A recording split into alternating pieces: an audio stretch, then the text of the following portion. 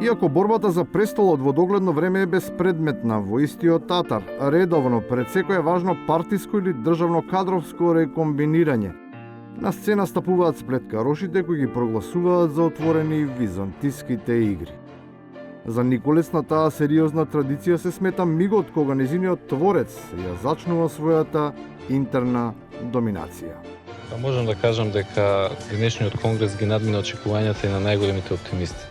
Недолго потоа во содејство со број 1 во стапицата беше фатена првата жртва која беше принудена самата себе си да си пресуди по пат на јавна елиминација, со која се овозможи да биде отворен широк фронт за искажување на талентот на оние кои си одредиле долг рок на трајање. Јас не сакам да бидам човек за еднократна употреба од било кого и од било која партија.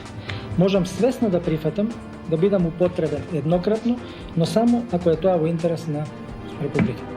Оние пак што прифатиле еднократно да служат, не добија втора шанса, не дека не би успеале да се изборат, но отворените препирки со недопирливиот кој со божевно подметнување на својот грб само вешто побегна од службата.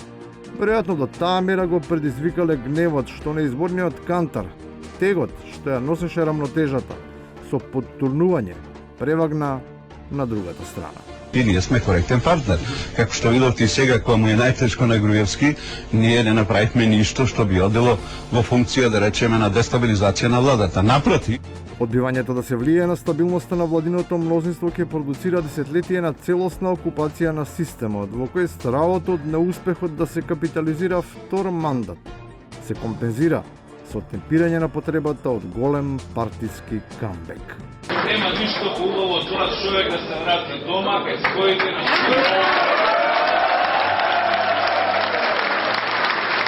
колку ви фалете вам? Изгледа дека тоа огромно ниво на недостигање меѓу сопартиците не било на истото рамниште со она кај граѓаните оти покрај наводно големата увереност во триумф. Они за почетнички или пресметани грешки. Ветеното сценарио не само што не се оствари, туку бегството од одговорност беше префрлено на туѓи плеки, а главниот благајник и чувар на престолот беше принуден дури и да биде втора виолина.